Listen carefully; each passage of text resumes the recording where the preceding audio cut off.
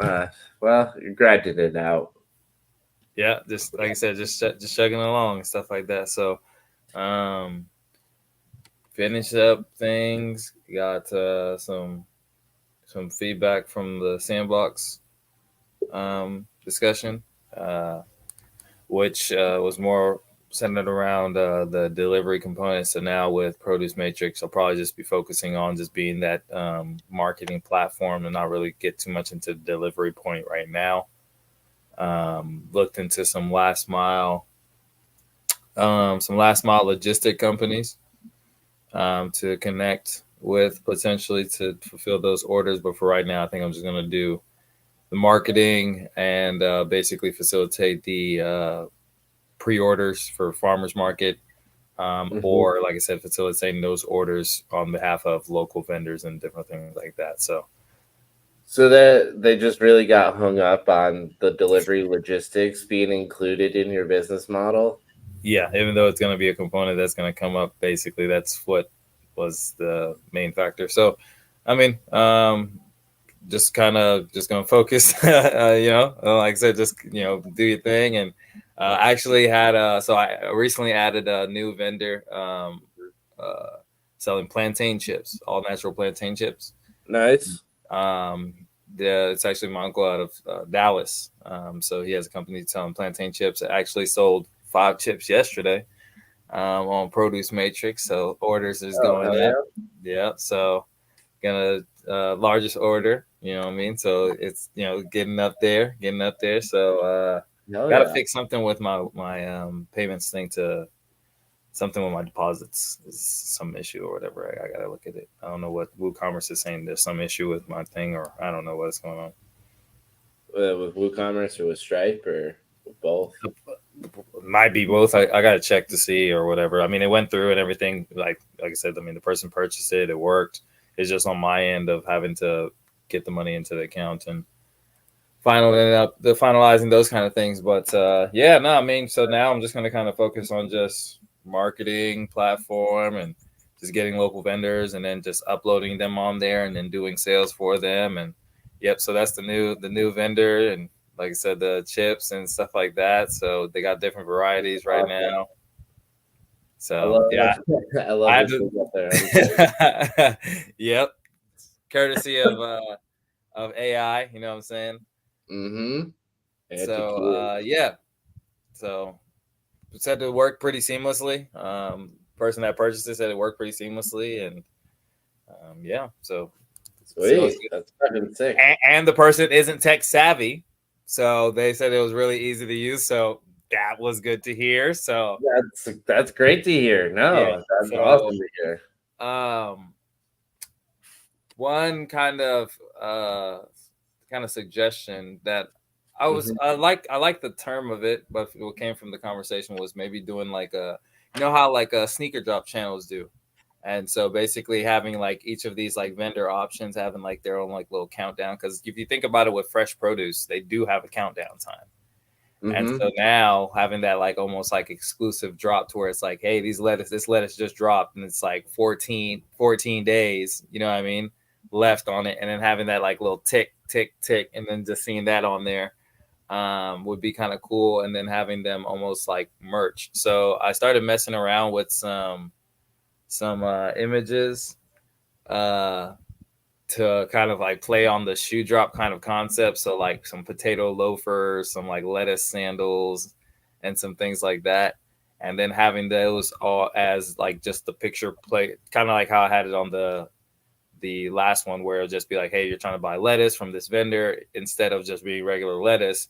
I'd have this placeholder, and then I'd have all these different type of things. So kind of just changing the marketing and Hmm. presentation of Produce Matrix to where it's a lot more interactive. I think that's going to be something that's going to set us apart from your market wagons and other people like that. So using AI to kind of come up with some creative ideas, obviously image wise, because I don't feel like getting with a graphic designer to do every single one of these things. So uh, Yeah. yeah, it's been definitely. I know that we don't really get we've been off a little bit of the AI stuff, but that's one way I've been using AI of late, is just coming up with these images, is like putting them together, um, because I mean, again, it would be something that I would have to sit down with an artist or draw myself every single time. It's like a couple words, couple sentences. I'm able to put together that stuff. So No, yeah, I mean that's the same thing with me. I'm constantly using AI to produce images and text for stuff. It's yeah, like it's just easier than trying to like be your own copywriter, be your own graphic designer. I mean, exactly. hire them obviously. It's just Yeah, like and it's like the main thing is like it's a placeholder because, like I said, I mean, I could have had just a picture of the chips, but me having that little image difference is like okay, keeps it like in brand with the rest of what you've been doing. yeah. So just kind of trying to figure out how I can do that with almost every vendor. I Yeah, I think it's pretty possible. I mean, just trying to throwing the idea into the AI prompt as well, to where you can kind of get that curation together. Because mhm. at the end of the day, it's only going to give you the creativity that you feed it. So, That's um, true, 100%. And then as far as getting this expiration date thing going, mhm. in theory, it seems doable, seems very doable, very possible. Yeah, In execution, I bet it's a little bit more painful than I assume it's going to be. yeah. But yeah, it seems doable, is like long story short. What I would think to start is that maybe doing it on like some one-offs on like special items. So not every item kind of thing, but like, hey, this is the exclusive item of the week. Yeah, Boom. if I build it for one, I build it for all is the good thing. Okay. So yeah, So so we would just need to update the data in all of them in order for it to be in all of them. yeah, because kind of the idea we were kind of spitballing with the project was having that kind of exclusive drop to where now somebody that usually goes to farmers market, and from the example that I was given in this was that there was a farmer or vendor that has these exclusive fruits, and normally they're sold out pretty quickly. So now it's almost to the concept of the scarcity of exclusive luxury items. So now Right. it's like, what if you're a person that goes to the farmers market and always misses it? But then now we give you the opportunity via SMS or email to reserve your order beforehand. Hmm. So now really that's kind of what Produce Matrix does, is that now it's like, hey, the most exclusive farmers market vendors that usually sell out of their eggs or their beef or whatever it may be, we have them on the platform, allowing you to place that pre-order and pick it up at farmers market without having to worry that you're not going to be in line in time or whatever it may be, and stuff like that. Yeah. We might want to create that like a So reservation system. that's kind of go ahead. I probably cut out, but I just said we're You can go probably ahead. gonna No, want. my Am I back? yeah. I guess it's maybe connection wise because you're good. It's Yeah. just I guess we're overlapping kind of. Okay, yeah, then we're having a lag. I was just trying to say that I think we're gonna need a reservation system, kind of separate. I was gonna do like basically when it drops, have a pick date and say like it was certified fresh this date from the ground, and then there's a set number of days till it expires, and then we could maybe have the price get cheaper as it gets closer to the end of that window. But in terms of what you described, that would be a different thing than what I was thinking of, but also a really great thing, obviously, I mean, also. I think they And can kind of. I think there's. I you probably do both for sure. was gonna I say I just think they're like, doing the same thing.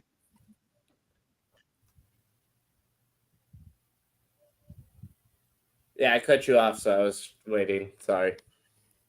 Oh no, so I guess we are lagging because every time I'm stopping is when you're starting. So I'm assuming that's what's constantly keeping on happening. But yeah, I think we're doing the same. We're both talking about the same kind of concept, to Yeah. where essentially, like you said, whether it's hey, this thing was picked from ground has 7 days. The closer it Mhm. gets to day 7, the price is going to go down. So you may be somebody that maybe you don't want to pay for top price at the beginning, but then now you can wait your couple days. But you're also chancing it on the You're fact that you probably might not get it. you're probably going to get lower quality vendors because like you were saying the highest quality vendors sell out before the batch even releases. So, but that I was just saying that we'll probably have to build the pre-release system differently than the like decay system, but both are very doable. That'd be So what would be, maybe this is something that we go to AI to kind of mess around with, because this would be, because I feel like this is a cool kind of system, just like what you said. It's like,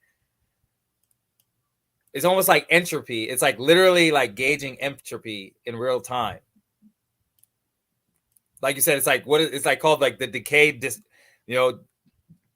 discount price or whatever it is. I don't know, like, because that's an interesting concept to, like you said, it's like, with it being fresh, we can show you that day by day, yes, it's getting cheaper, but you're getting less nutrients every day. So although you're getting cheaper produce, you're getting less nutritious produce.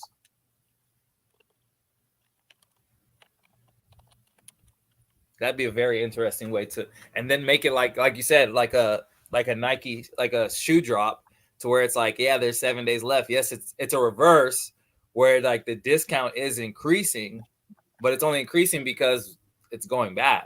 Or in this case, like it says, it's like closer to its expiration.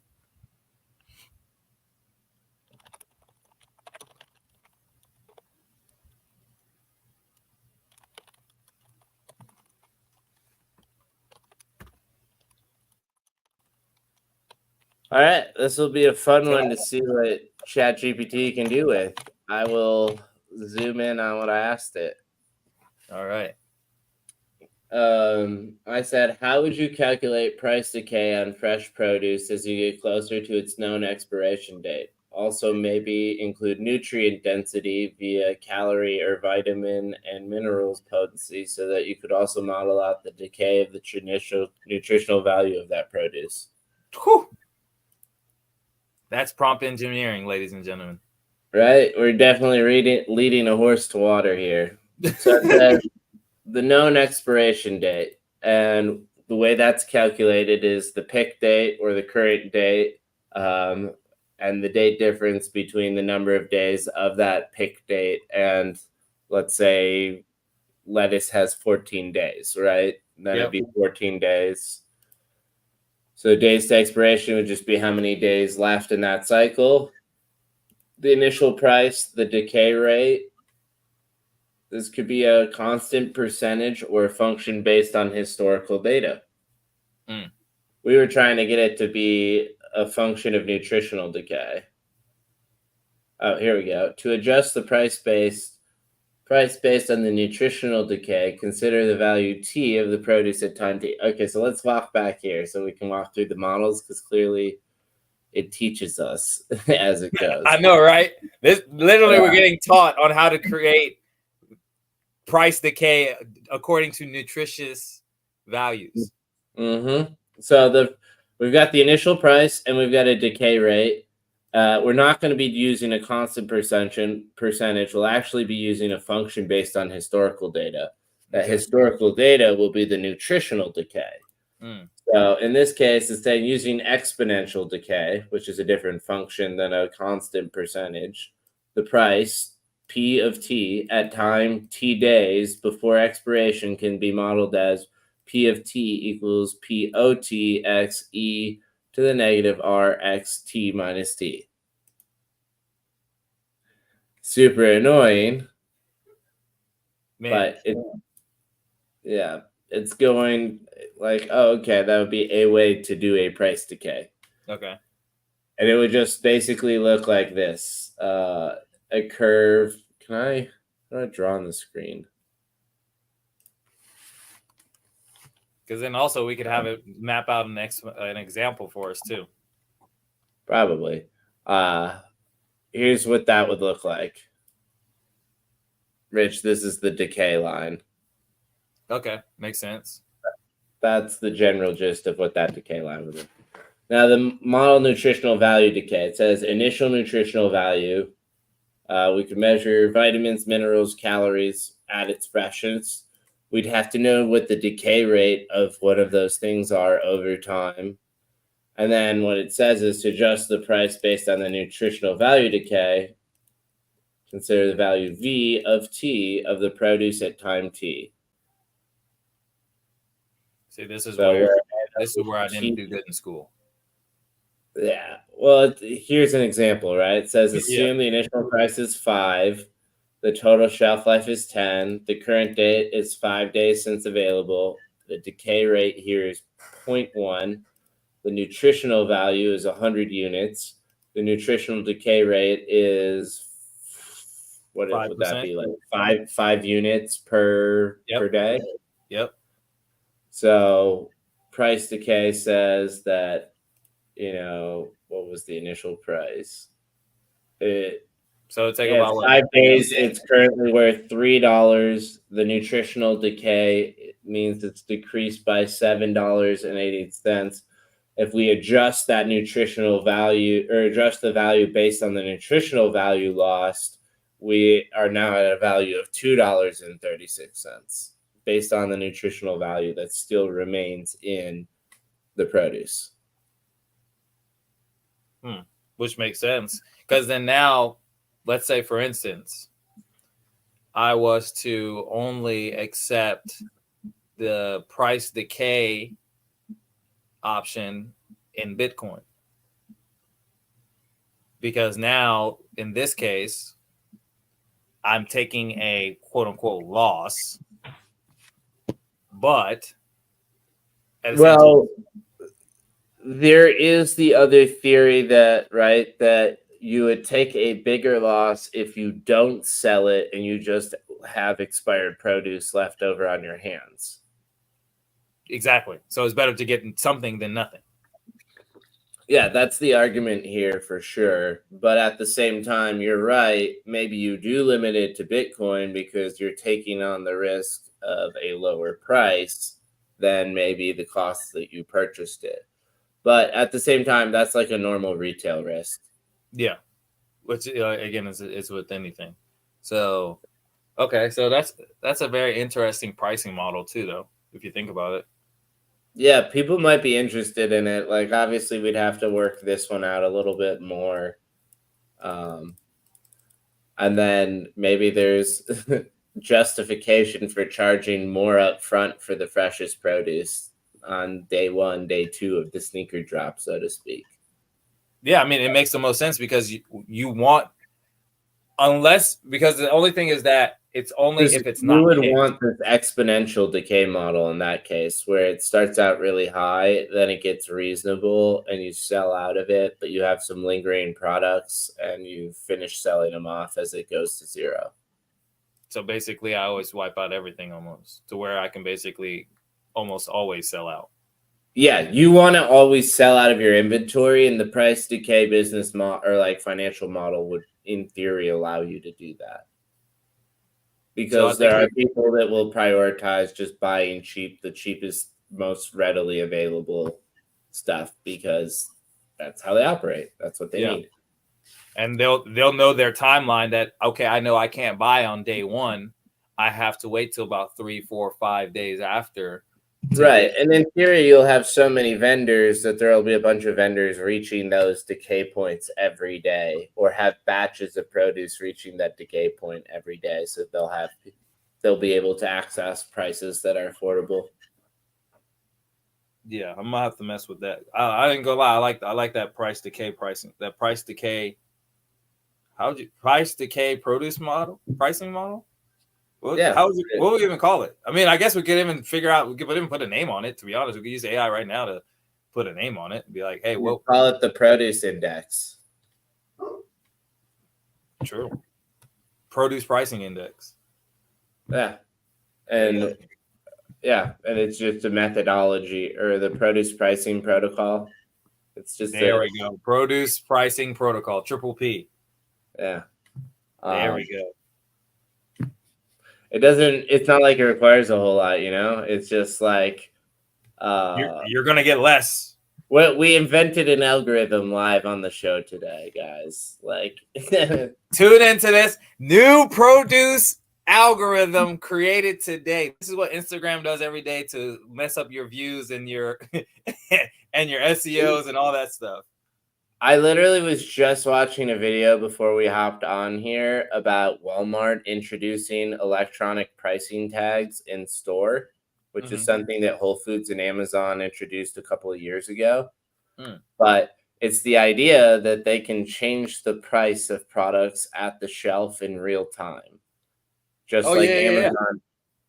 Amazon changes the prices of products on the storefront in real time. That's nuts.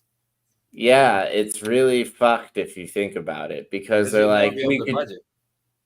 right, 100%. Plus, on hot days, they're saying they're going to charge more for water. Like, Uh, because statistically, you're more willing to pay a higher price. yeah, And so they'll sell more units at a higher marginal cost on a day when it makes sense. yeah. Or we'll, like you said, we'll say that we don't have as much water and charge you the arm and the leg. Jesus. Right.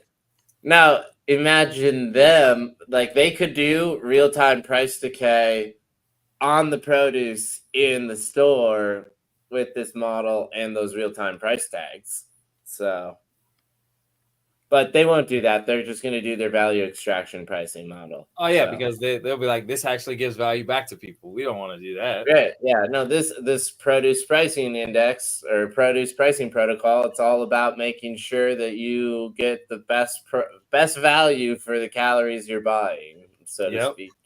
If you want super high end, premium, high quality, freshest produce with the most nutrient density, you're gonna have to pay the highest price. And it's as simple as that. There's nothing more, nothing less to it. You want the best nutrition, straight out the ground, freshest, whatever it is. You should be okay with paying premium. You shouldn't be expecting to get, fresh out the ground tomatoes, heirloom tomatoes, and pay the same thing you're paying for the tomatoes that were sitting at the grocery store for 6 days. You get day 2, day 3 tomatoes, you're right in that reasonable price range where Yep. it's like, it's fresh, it's got a long shelf life.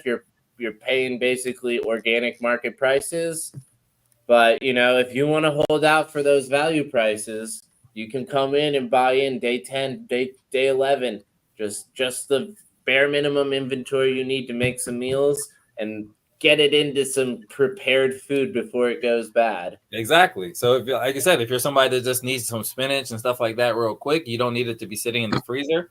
Grab this stuff, or you can even grab it and put it in the freezer, and you got a good deal on it. So now you maybe bulk up on it, and then you put it in the freezer, cook it when you need to, and go from there. Exactly. Although I would argue, cook it into the meal you want it to, then put it in the freezer. There you go. That's another option too, because at the end of the day, you have so many different. I really like that price decay model. To be honest, I think that having some way to show for those farmers why you're paying top dollar for these things, it will now be like, yeah, we're not here to. Again, we adjust our prices, kind of like what you mentioned, dynamic pricing, but it's dynamic pricing in favor of For the both. right things. Exactly. It's like, we know that this thing isn't getting me charging $5 for this apple. It sat here for 4 days, and I know it's less nutritious for you. I should sell it at somewhat of a discount.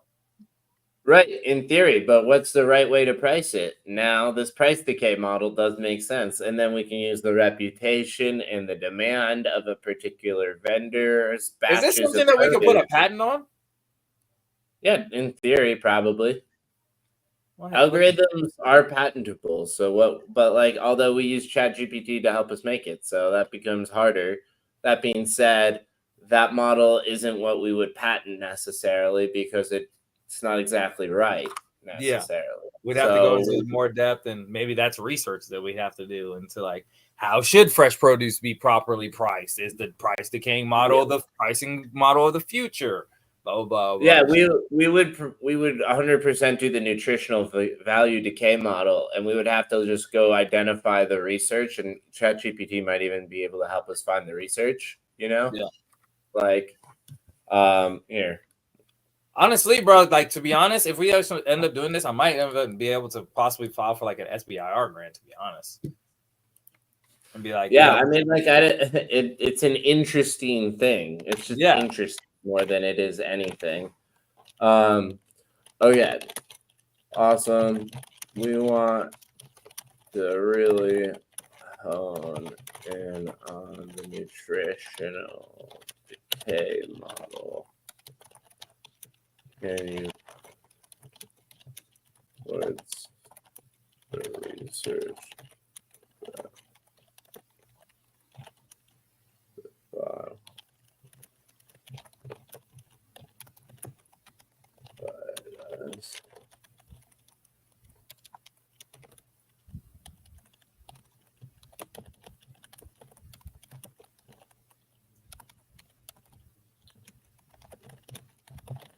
I always love how you can just see how terrible of a speller I am by Bro, I am every getting time. worse and worse by the days. I'm not even gonna lie to you. Like, especially when it comes to words that I do not really use like that. Like, it's horrible.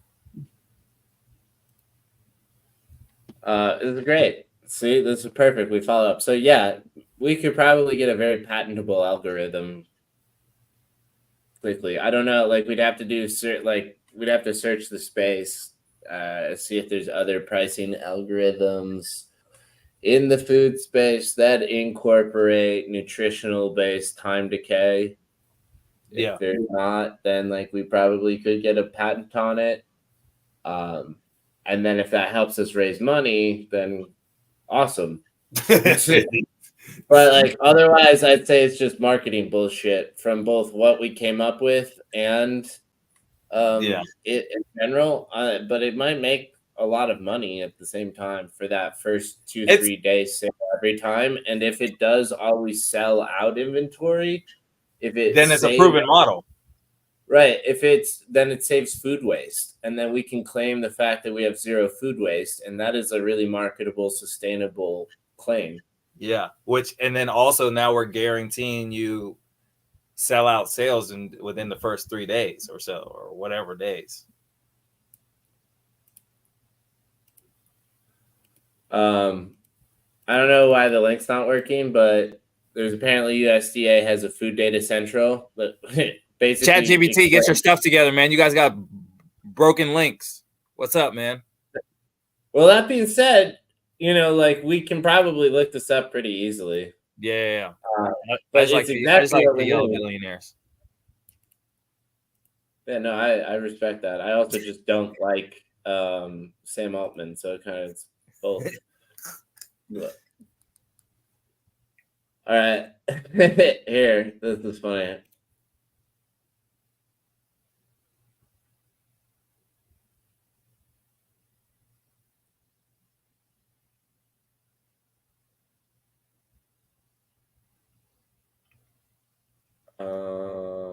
Riboflavin.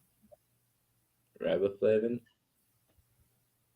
What is it saying? Just samples, min max.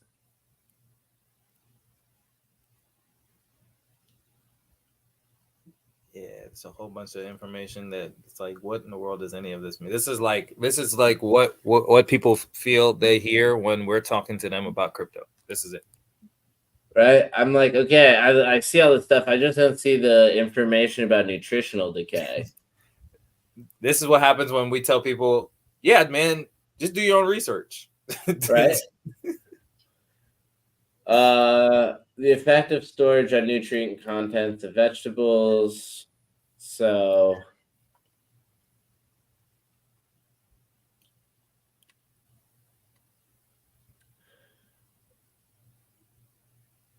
oh, so basically Okay. So well, we could do it entirely off of vitamin C, basically, and say that food, like, use the relative presence of vitamin C concentration in the food's content to determine a decay rate. yeah. So I'm that's not what saying that like is ideal because it looks like there's lots of different decay rates we should look into, and this becomes a compounding model that becomes a lot more complex. That being said, we can really build it and do it. yeah. I think this is on the data side of things, this would be something that I know probably like maybe like Matt would be pretty interested in putting together or something like that because it's like a shit ton of data that, like you said, in a potential index makes a lot of fucking sense. Yeah, I mean, he'd still be coming to me to do all the analysis on it and stuff and Yeah. build a model. But in terms of getting us this data out of the USD food bank and then any other data we can pull in from any of those studies that gets us the whatever the degradation rate, for a lack of a better way to say it, from each of those different nutrients. Because like what we saw, right, was that the USDFA or whatever has all of the nutrient values inside of each item of food. And so what we can do is figure out what percentage of each potential mineral possible makes up a food, and that would be the combination that is the food signature. And Yeah. then, like I said, we would take those different nutrients and create weights that uh, depreciate the price a certain way over Yeah. time based on their expiration rates, because those nutrients that we identified in that product are tied to a nutrient decay rate that gets pulled in for the calculation of that product's decay. Which brings me into an interesting concept of, I don't know if they're going this deep, but whole chain, they're doing the documentation of uh, the supply chain side of things, but I don't know who's looking into like the nutrient side of what's in specific things, and then having that in some type of documentation, so that way we could be able to be like, hey, now we've created this, like you said, hey, tomatoes of this thing have these certain vitamins, and according to that you can price all your stuff over these according days, and like you said, building an algorithm and a formula to it, because then now they all fall in that same kind of criteria, tomatoes, and especially if they're divided amongst their species and things like that. Yeah, and like if we're able to take nutritional samples, right, from different vendors, we can give them a quality rating, which allows them to justify their pricing at that first batch, right? Because the nutritional value is already backed, and then so the price is backed, and then the price decay is validated because their produce has been, verified. Yeah. So Shit. you would also be able to create a testing process, much like marijuana, in order to differentiate high quality vendors from low quality vendors, and the concentration density of different nutrients. Maybe one farmer is really good at growing tomatoes that are high in vitamin C, but another farmer is really good at growing tomatoes that are high in protein or iron for whatever reason. And you want protein rich tomatoes because you have a protein deficiency, and both the tomatoes taste the same to you. So ultimately you're gonna rate your produce by an over indexing of this particular mineral. Yeah. No, I think that, and then like you said, like tying without having to put all that complex concept in front of the user, we just put it in the sneaker drop concept. Right. Yeah. And then you give it a quality score that's Yeah. like 0 to 100, and that's it. It's Yeah. like this So, this produce is certified fresh. yeah. And then you'll see a green 100, and that's it. So people will just correlate. It'll become, like you said, just a very visual page to where it's like, I would come to the page and be like, oh, these tomatoes is at 100, and it's Right. $7. But it's day 7, so they're actually at a 20% discount right now compared to everything else. Exactly. So then now you can be able to be like, okay, which ones have an index of this? Because then now, like you said, we create this whole interactive thing where it's still based on the pricing and things like that, but it becomes dynamic in the matter of all we're doing is just changing the price specifically for the user, but also making sure that the vendors sell out of their stuff as well. Because like you said, it's either going to go bad and you're going to get nothing for it, or you can sell it at 50%. Produce Matrix probably still makes their same percentage out of each thing. But then now you're getting pennies on the dollars compared to what you were going to get at nothing at all. Right. So no, exactly. Yeah, I think that probably be specifically for the pricing. I think that does a lot for specifically the fresh produce things. There's certain things that, meat and whatnot, things that can be frozen that can kind of fall in a different kind of realm. But I think you can mess around. Well, honestly, once the beef falls into the frozen realm, right, there's still a time decay. It's 2 years rather than 2 months. True. And so maybe we can knock it off every month. But it decays from the moment it goes fresh all the way to the moment you decide to freeze it, right? True. So you have that time decay, and then you can close that time decay, open a new time decay for the new lifespan. Basically, is it fresh beef or is it frozen beef? So then we could put like a little like frozen, like we could put like a little ice meter and be like it's frozen. Right. So then now that represents that it's frozen product. And then the beef vendor can be like, I'm never frozen beef. And so their fresh beef actually does go to 0, and there is a fire sale because it's never going to be frozen, which is them at least. Yeah. No, that's definitely good. Yeah, I think that I'm putting that down right now for price decay model. I think that would very dynamically change things. And as well too, I don't think anybody's currently doing that on any level, because like what you said, everybody's from the extractive side of thinking when it comes to this. It's like most business owners, almost like, again, when we talk about this stuff and we get into like the playhouse concept of data and things like that, people are like, it's thinking from the concept of like, if I was the user, what would I want? That's literally that's how I think every single time, Rich. It's like, what would I, if I wasn't the one building it, would I want to be on this platform? That's literally all we're just sitting here building. Like you said, we'll play out. It's like, hey, if somebody had my data, wouldn't I want some type of say in what it goes or how it's done or what I could say and do and all these things? All right, cool. Same concept as this. Like, hey, if I'm going to buy local products, I mean, I would have no problem paying premium, but if I knew that I could also go on this platform and over time, if I wait long enough or like I said, time passes, now I can be like, all right, I couldn't afford it then, but I can get it for 20% less because it's 3 days after, or it's in the 4 to 7 day window, or it's 30 to 40% off because it's in the 7 to expiration window. So now it's like, because right now I'm writing down is that first 3 days will probably be no discount, premium price. Best seller is going to best sell, because now it's like blueberries or something like that. If they sold out, there is no day 4 through expiration. Right. So we're just made money. You want to capture as much as you can on the front side of the curve as possible, but the curve exists so that you make sure you capture all the sales, period. Exactly. So then now, as both the vendor, who's always going to be about their quality, you're going to want to sell in those first 3 days, because if you buy my stuff on day 4 through 7, it might be moldy, it might be bad, it might be mushy, it might not be what it is on those first 3 days.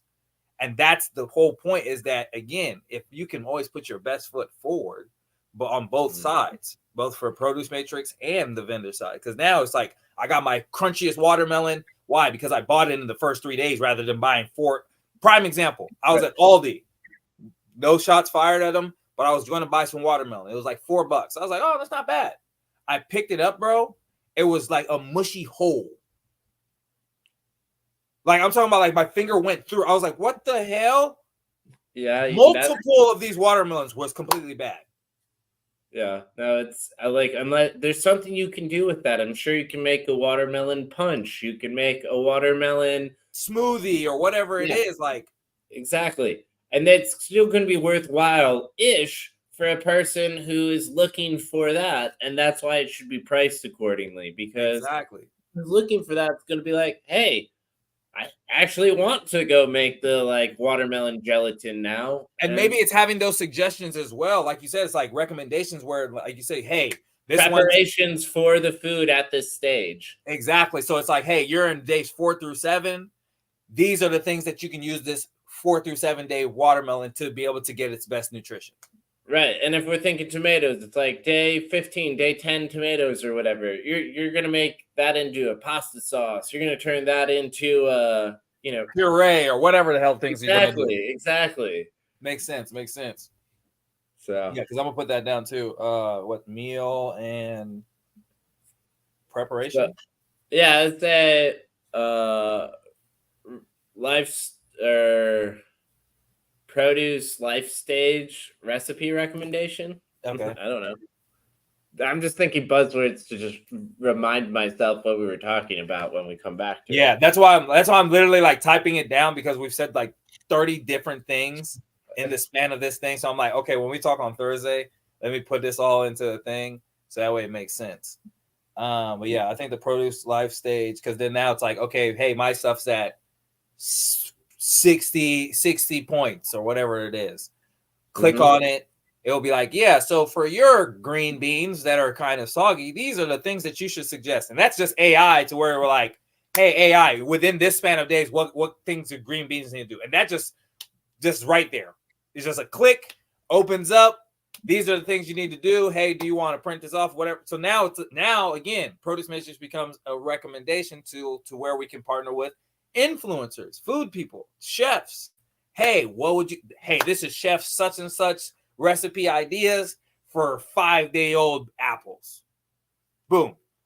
Now that's just apples alone. So now we have strategic ways to, like I said, bring in these influencers in the food spaces, chefs, restaurants. Hey, they use 5-year-old green beans in their casserole.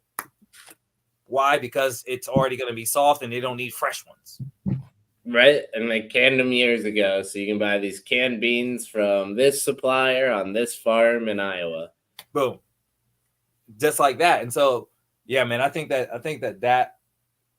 and then again, it's like staying away from the whole delivery concept. It's like, it allows you to just kind of just bring a good experience to where it's like, if we had our own platform, or like if I was going to like a Whole Foods and I got on there and it told me, hey, this is 5-day-old, what's it called? It's cheaper. Yes, it's cheaper due to these reasons. Now when you go look at this other person that has, what's it called, asparagus, and theirs is 2 days old or still fresh, and you see the 30% difference, you're not like, what's the difference between this asparagus? You're like, oh, theirs is fresh and mine is 3 days old. Right. Simple. It should be understood like that. And it makes sense that you would pay less for older produce. Like, it just makes sense. Yeah. So I think that so I got to figure out, I'll probably do like 10 to like 20% and then like 30 to like 50% on like days 7 through days 7 through 10. The good news is that what you're describing right now is your first price decay algorithm. Really? Yeah, an algorithm is just a repeatable function, like a repeatable math equation. That's an algorithm. So if you write something that follows the same process, reduced by 30% after 3 days, reduced by this percent after 5 days, that's an algorithm. So just so you know, like, true, that's an algorithm. So maybe that's what I put it. Maybe that's what I can maybe that's what I can say it as, just to collectively like blanket the whole platform and be like, hey, we have a price decay algorithm. It's this. Right. And then that algorithm can get infinitely better over time as we have more money and more resources to make it better. So yeah. Exactly. So right now, like what you said, it's more of a marketing concept. Right. And it's really going to be like, we came up with the pricing. We came up with the price decay algorithm. You came up with the value proposition for why. It's because the vendors are going to be able to sell out of their inventory, because we'll drop the price to the point where the market demand goes through the roof for the supply. Yep. And that's the point of the price decay, is there's a certain point where we know that the produce isn't going to sell really anymore, and we should drop the price, because otherwise you're just going to have rotten produce and $0, when we can get you this incremental money that saves you from wasting produce and also makes you a little extra from that otherwise wasted produce. Yeah. And like, that is a really real, like, strong value proposition, I feel like. And also, if you don't sell it, then now it's like, if it's going to go to waste, what we could do now is partner with the food banks that I've been in the discussion with, to be like, hey, days 7 through maybe days 4 through 7, or days 7 through 10, or whatever it is, before it goes to expiration, reach out to that vendor. Boom, they'll get in contact, and you guys can arrange how that can be delivered or picked up. It could probably be a nonprofit financial donation in the value of the produce for the remainder of the price decay. And we could use historical demand and sales to basically recommend when suppliers donate for the tax benefits.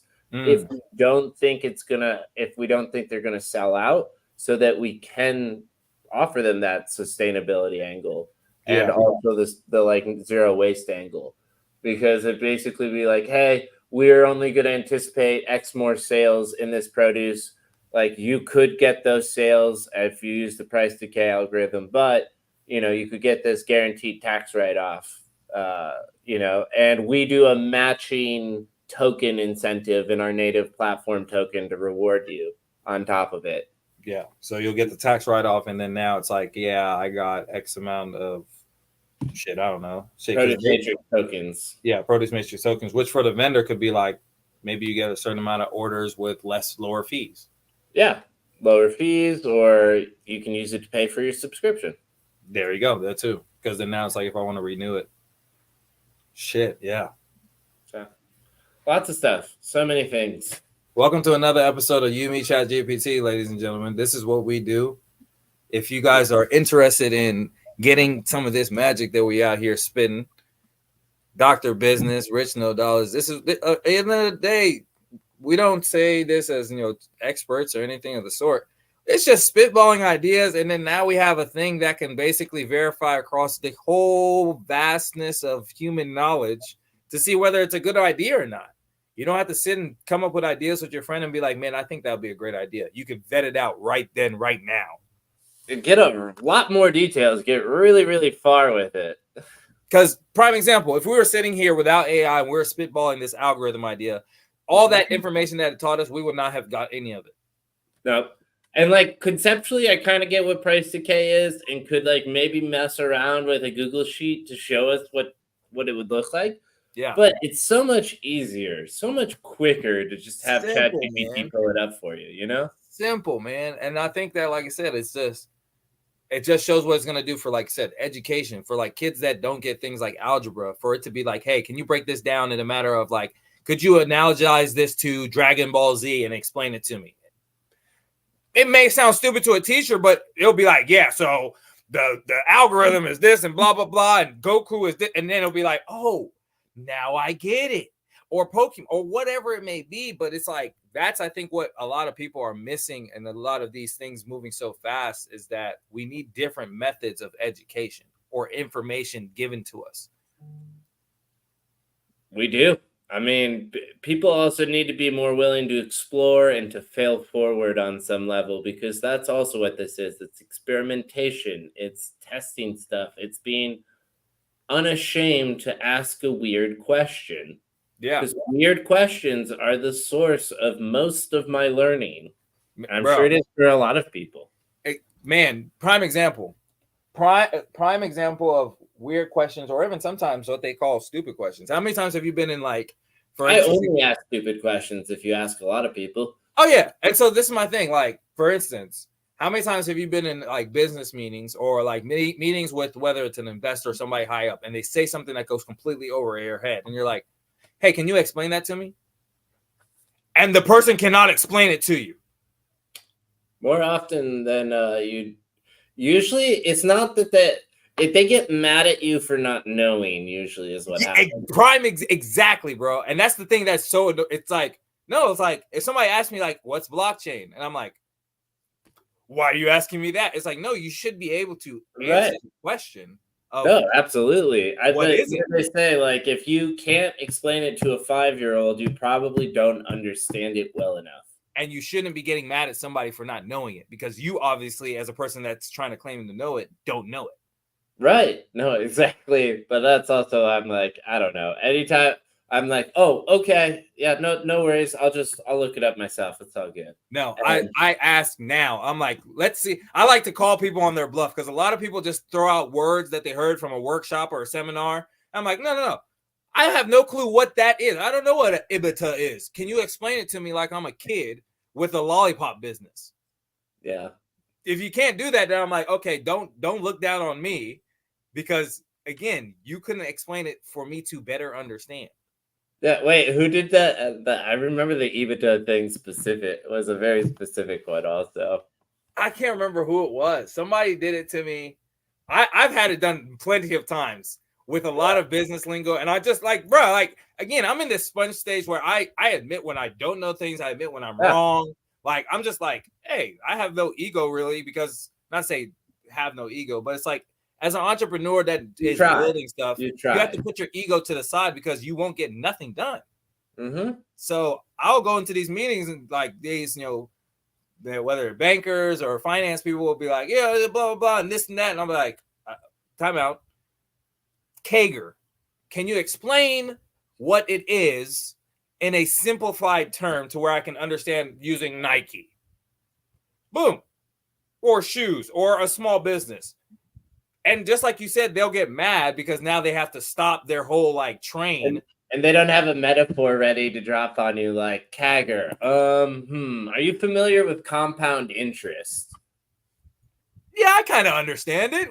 Well, Yeah. if you boom, and then now you go into the explanation of compound interest. Mm-hmm. And it's kind of the same thing as Kagger, but you're just talking about the growth rate of an industry Over time. That's it. Yeah. See, and that's all I need is like, oh, so you're basically saying is that if this company grows at 3%, it's expected to grow another 3%. And if it does it again, it'll grow another 3%. So it's expected because annual all growth the rate. businesses that sell those widgets can expect to sell 3% more every year because we expect 3% more customers to be in the market for that product. Boom. But we don't get those answers. No, very rarely can those people pull that out of their ass. So, and that's why I think that, bro, again, that's why I really enjoy having conversations like this, doing stuff like this, where, you know, obviously we would like to have more guests. And I think that we'll start getting some more guests here soon as things start picking up and whatnot. But it's fun doing this stuff because we're in this space where we kind of understand where we're at. We know what we need. We know our value, no matter of like, I genuinely like helping people figure out what they want to do. Same thing with you. It's like you started Playhouse because it's like you know that you have the ability to understand something that can help a lot of people make a lot of money if they do a thing right. Like you said, digital marketing. Right now, people are spending stupid money on it. That if you took that 30% that you're saving with Playhouse, you could allocate that to a new employee to work less for yourself, to work less in the business. I think that's a really great suggestion, Rich. That would be a great way to use that newfound money. You know what I mean? It's like, because everybody's always seeing it's like, oh, I got to spend so much money. But it's like, no, but what are you spending money on right now that isn't making you money? Right. Like, and you're also, paying yourself a salary, the crazy amount. Go ahead. The people out there who like flip businesses and stuff, right? Like, Yeah. if you've got a cash flow positive business, the business is profitable. Do you know how rare that is? It's like, why would you ever sell a cash flowing business? You're selling money. Yeah, you're selling money, not just today, but money tomorrow for a lump sum payment. What? I'm sorry. Has no one taught you about the future value of money? I thought you guys were bankers. But Like, again, I don't get that. That one doesn't make sense to me. I think it just comes down to right now, what I think is that a lot of people have gotten by on this fabricated investment business model system that we've currently had for, what do you want to say? Basically, I would say since 71. So the last 50 years. Sure. The last 50 years have basically been an artificial investment thing built on the fiat currency and extractive values and all these things that we've always talked about all the time. Yeah. And it's confused a lot of people. Let me not say confused.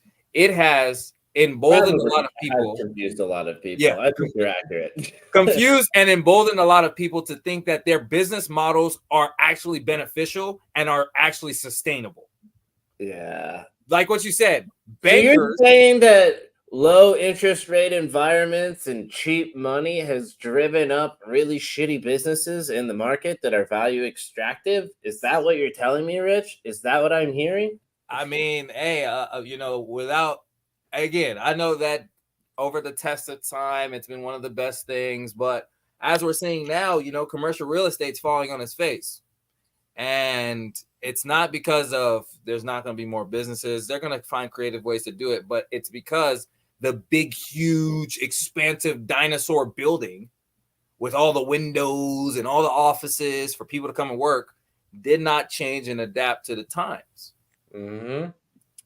And they all need to basically become residential places with communal living spaces baked into them if they want to survive this next iteration of work, life, whatever's coming to cities.